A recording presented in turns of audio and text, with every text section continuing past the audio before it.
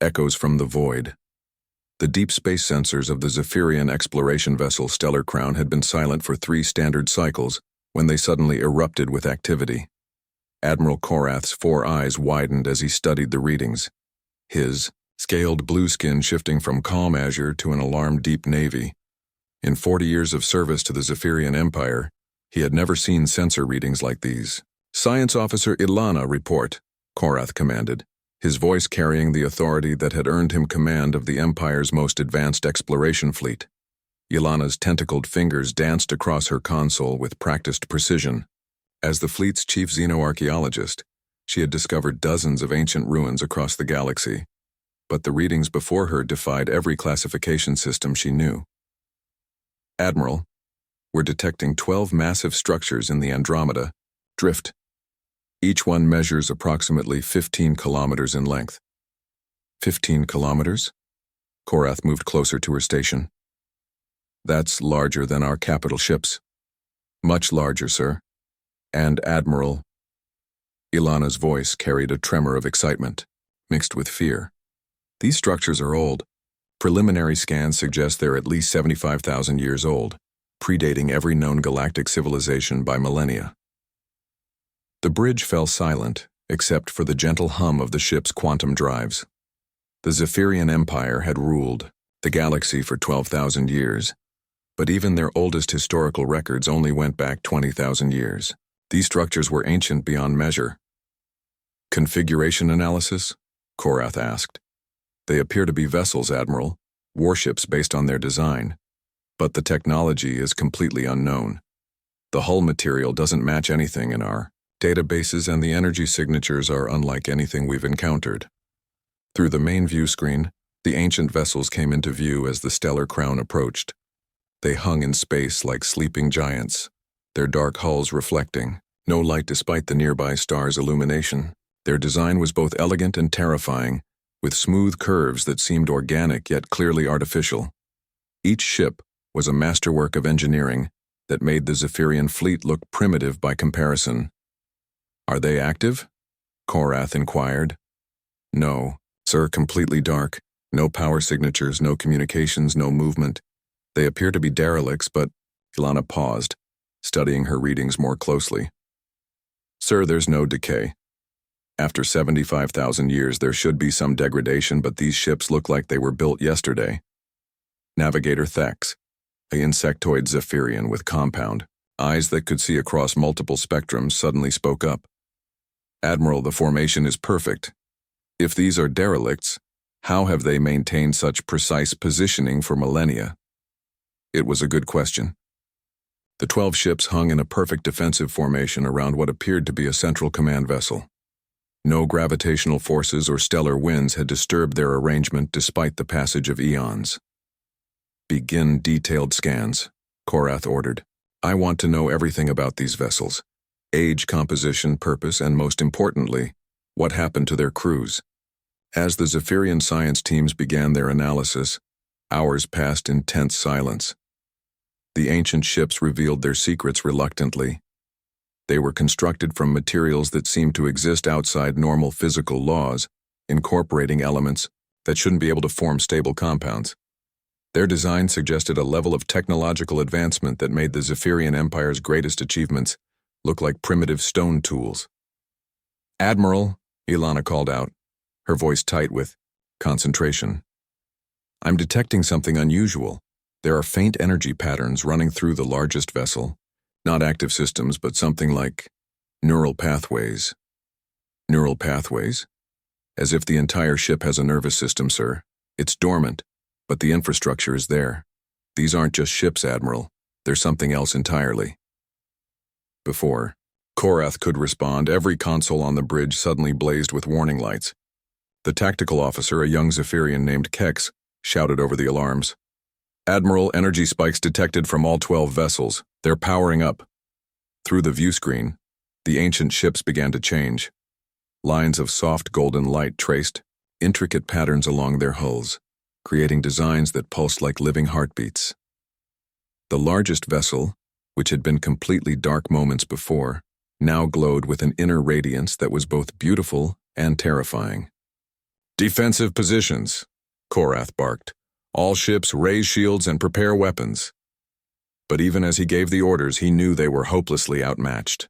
The energy readings from the ancient vessels were beyond anything the Zephyrian Empire had ever recorded. These weren't just ships awakening from sleep. They were technological marvels that made his entire fleet look like toys. A new voice suddenly filled the bridge, calm and measured, speaking in perfect Zephyrian despite the impossibility of that fact. Unknown vessels, you have entered a restricted zone. State your intentions or prepare to be escorted from this system. Korath's throat went dry. How are they speaking our language? Open a channel, he ordered, his military training overriding his shock. Channel open, sir. This is Admiral Korath of the Zephyrian Imperial Fleet. We are explorers seeking knowledge of ancient civilizations. We mean no harm to your vessels or your people. There was a pause that seemed to stretch for eternity before the voice responded. Zephyrian Imperial Fleet. Accessing galactic databases now. You are a young species approximately 12,000 years since achieving interstellar travel. Your expansion patterns show typical aggressive territorial behavior combined with scientific curiosity. Why should we trust your stated peaceful intentions? Ilana leaned toward Korath and whispered urgently, Sir, how are they accessing our databases?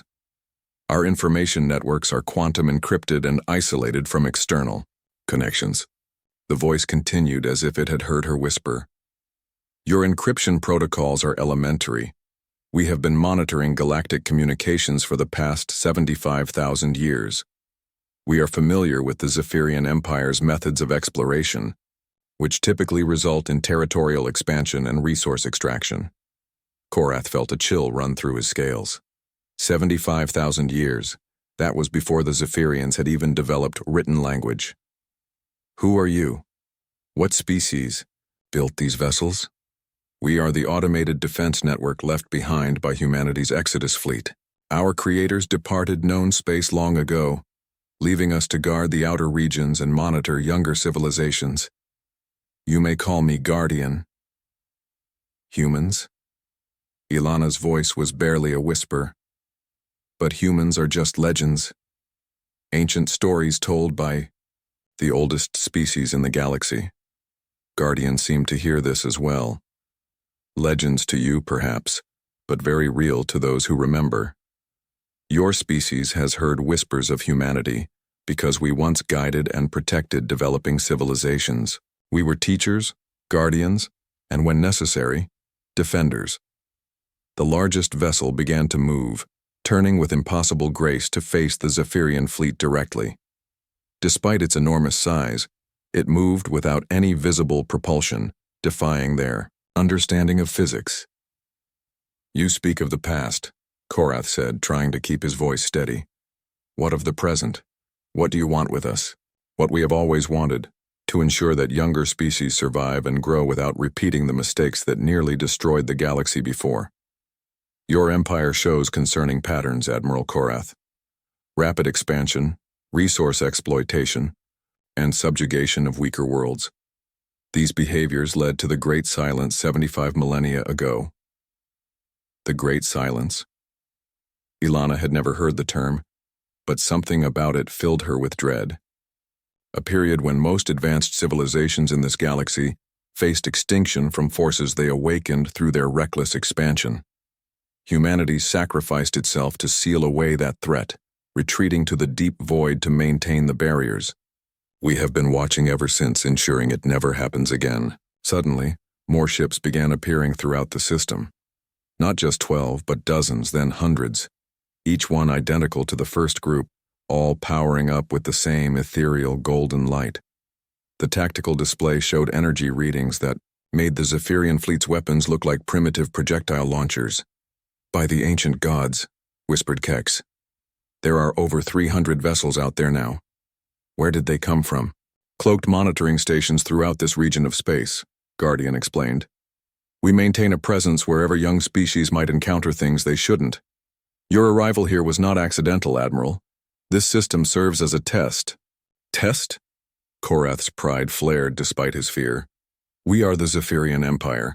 We have ruled the galaxy for 12 millennia, and that attitude is precisely why you're being tested. 4 other species have found this system in the past 10,000 years. 3 chose wisdom and were guided away from dangerous knowledge. 1 chose aggression. What happened to the aggressive species? They learned that there are some lessons that can only be taught through experience. Their empire still exists, but it is much smaller now and much wiser. The implications hit every Zephyrian officer like a physical blow. These ancient human constructs possessed the power to humble their entire civilization, and they had apparently done so before. But instead of ordering an attack or attempting to flee, Korath made a decision that would change the course of galactic history. What would you have us do? An interesting response, Guardian noted. Most military commanders choose fight or flight when faced with superior force. You chose negotiation. Perhaps there is hope for your species after all. One of the ancient vessels began approaching the Zephyrian fleet. As it drew closer, its true size became apparent. It dwarfed their largest ships yet moved with the grace of a living creature. We are going to show you something, Admiral Korath. Something that will help you understand why humanity withdrew from the galaxy and why we continue to stand guard in the darkness. But first you must understand that knowledge comes with responsibility. The approaching vessel extended what appeared to be a docking tube toward the stellar crown. A representative will board your ship. She will explain things that you cannot unlearn once heard. Choose carefully whether you want this knowledge, because once you possess it, you will be bound by the same duty that has kept us vigilant for 75,000 years. Korath looked around his bridge at his crew. Fear and curiosity warred in their expressions. This was the discovery of several lifetimes, contact with legendary humanity and technology beyond their wildest dreams. But it came with warnings that spoke of ancient dangers and terrible responsibilities. Admiral, Ilana said softly, whatever they're guarding against, it must be worse than anything we can imagine if it caused humanity to abandon the galaxy. Korath nodded slowly, the weight of decision pressing down on him like the gravity of a collapsing star. Grant them permission to dock. The Hunter's Legacy, the airlock cycled open with a soft hiss, and Admiral Korath found himself face to face with humanity for the first time in galactic history. The being that stepped aboard, the stellar crown, was unlike anything he had expected. She was tall and lean, with pale skin and dark hair, but it was her eyes that caught his attention. Ancient eyes that held depths of experience no mortal being should possess. I am Echo, she said, her voice carrying the same calm authority as Guardian. I am what remains of Captain Sarah Chen, commander of humanity's Exodus fleet. I volunteered to merge with the ship's consciousness to serve as an eternal guardian. You're human, Ilana breathed, her scientific mind racing. But you said your people left 75,000 years ago. How are you still alive? Echo smiled sadly. I'm not alive in the way you understand it. I am a construct, a digital consciousness fused with organic memory engrams. I exist to fulfill humanity's final duty, to protect the galaxy from the horror we discovered among the stars. She gestured toward the nearest viewport where the ancient human fleet hung in perfect formation. These ships are not merely vessels, Admiral Korath. They are monuments to sacrifice. Each one contains thousands of human consciousness matrices, volunteers who gave up their mortal existence to become eternal guardians. Why? Korath asked. What could possibly be worth such a sacrifice? Echo's expression darkened. Come with me. It's time you understood the truth about humanity's departure. She led them to the ship's main briefing room, where she activated a holographic display that filled the space with stars and galaxies. 75,000 years ago, humanity was much like your empire. Young, ambitious, exploring the galaxy, with enthusiasm and confidence. We had colonized hundreds of worlds and made contact with dozens of species. The display showed a thriving galactic civilization, with trade routes connecting thousands of systems. But then, we discovered something that changed everything. On the edge of the galaxy, in a region we called the Void Margin, Our deep space exploration teams found ancient ruins. They were older than anything we had encountered, perhaps millions of years old. The holographic display shifted to show dark, twisted structures that seemed to hurt the eyes to look at directly. We called them the Devourers. They were not a species in any sense we understood. They were something else, entities that existed partially in our reality and partially in dimensions we couldn't perceive. They fed on consciousness itself, consuming entire civilizations and leaving behind only empty husks. Impossible, Kex whispered. No species could survive by consuming consciousness. They weren't from our universe originally, Echo explained. They were parasites from somewhere else, drawn to regions of high psychic activity.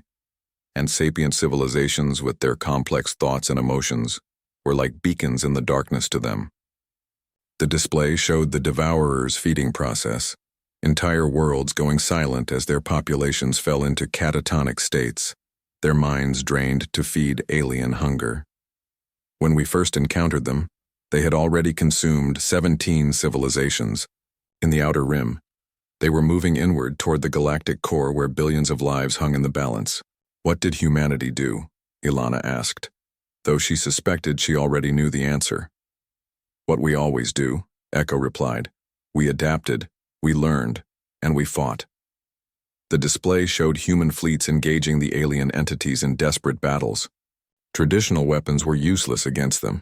They existed partially outside normal spacetime, so physical attacks had minimal effect. But we discovered something crucial. They were vulnerable to specific psychic frequencies, patterns of thought that could disrupt their dimensional stability. So you developed psychic weapons? More than that, we developed the greatest weapon in human history, ourselves. Echo's image flickered slightly, revealing the artificial nature of her existence. We learned to weaponize human consciousness itself. Our thoughts, our emotions, our very souls became weapons against the Devourers.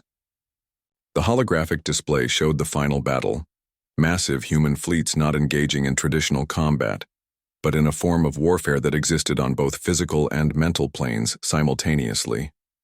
But the cost was enormous. To effectively fight the Devourers, humans had to partially exist in the same dimensional space they occupied. We had to become like them to defeat them. You changed yourselves, Korath realized. We evolved, or perhaps devolved, depending on your perspective. Humans who survived the war were no longer entirely human. We had become something new, beings capable of existing in multiple dimensions simultaneously, hunters designed specifically to track and eliminate the Devourer threat. The display showed the aftermath of the war. The Devourers had been driven back, but at a terrible cost. We realized that we could never return to normal galactic civilization. Our presence would be too dangerous. We had become predators and sapient species were naturally prey. So we made the ultimate sacrifice. You left. We exiled ourselves to the deep void beyond the galactic rim, taking our technology and our knowledge with us. But we couldn't simply abandon the galaxy. The Devourers were wounded, not destroyed. They would return eventually. Echo gestured toward the fleet outside. So we left these guardian ships behind, automated sentinels carrying the consciousness of volunteers who chose to remain and watch for signs of the Devourer's return. And you've been waiting all this time? Watching, waiting, protecting. We've guided younger species away from dangerous technologies, prevented the development of psychic amplifiers that might attract Devourer attention, and maintained the dimensional barriers that keep them sealed in the outer void. Suddenly, alarms began blaring throughout the ship. Guardian's voice filled the briefing room with urgent authority. All personnel to stations. Long-range sensors detect Devourer scout entities approaching the galactic rim. The 75,000-year watch is ending. Echo's form solidified, becoming more real and immediate. Admiral Korath, the choice is before you now. Your empire has grown large enough and technologically advanced enough to attract Devourer attention. They're coming. drawn by the psychic emanations of your civilization. What can we do? How do we fight beings that exist in multiple dimensions? You can't, Echo said bluntly. But humanity can. Our exile is ending, Admiral. The living members of our species are returning from the deep void, and they bring with them 75,000 years of evolution and preparation. Through the viewport, the ancient Guardian ships began to move. Their formation shifted from defensive to offensive, and new ships began appearing, sleek, organic-looking vessels that seemed to phase in and out of reality. The Devourer scouts will be here within days, Echo continued. They'll attempt to establish psychic beachheads on your most populated worlds, beginning the feeding process that will eventually consume your entire civilization. You have a choice to make. What choice? You can attempt to flee, abandoning your territory and hoping the Devourers lose interest. You can try to fight them with conventional weapons and watch your empire fall. Or you can trust humanity and join us in a war that will determine the fate of the galaxy. Korath felt the weight of countless lives pressing down on him. The Zephyrian Empire encompassed thousands of worlds and billions of citizens. If we join you, what happens to my people? They survive, Echo said simply. But they change. Fighting. The Devourers requires adaptation. Your species will need to evolve just as humanity did. Some will choose to merge with our Guardian network, becoming eternal sentinels. Others will undergo genetic and psychic modification to become warriors, capable of dimensional combat, and if we refuse, then in a few short years there will be nothing left of the Zephyrian Empire but empty worlds and silence. Through the communication system, reports began flooding in from across the galaxy. Outer Rim colonies were reporting strange phenomena, populations falling into mysterious comas, psychic disturbances, and sightings of impossible geometries in space. It's beginning, Echo said. The Devourers are establishing their beachheads. Admiral, I need your decision now. Korath looked at his crew, seeing his own fear and determination reflected in their faces. They were explorers and warriors, but they had never faced anything like this. What guarantee do we have that humanity will keep its word? None, Echo admitted. Except this. We've already sacrificed everything once to protect the galaxy. We've spent 75,000 years in exile to maintain that protection. If we wanted to conquer or exploit younger species, we would have done so long ago. The tactical display showed more Devourer scouts materializing throughout the galaxy. Ancient nightmares were returning to threaten everything the younger species had built. We stand with humanity, Korath declared, his voice carrying the full authority of his rank. Tell us what we need to do. Echo smiled, the first truly human expression Korath had seen from her. Welcome to the real war, Admiral. The one that's been waiting in the darkness for 75,000 years. As if in response to his words, the space around them began to change. Massive vessels began materializing from the deep void, ships that made even the Guardian fleet look small. These were the exile ships, carrying the survivors of humanity's great sacrifice home after eons of preparation. The real battle for the galaxy was about to begin, and for the first time in 75,000 years, humanity was no longer alone in the fight. Through the viewport, Admiral Korath watched as human and Zephyrian ships began to form joint formations. The ancient Guardians had awakened, the exiles had returned, and the galaxy's greatest predators were coming home to hunt once more. The Devourers had made one crucial mistake. They had assumed that 75,000 years would be enough. Time for humanity to forget how to wage war. They were about to learn just how wrong they were.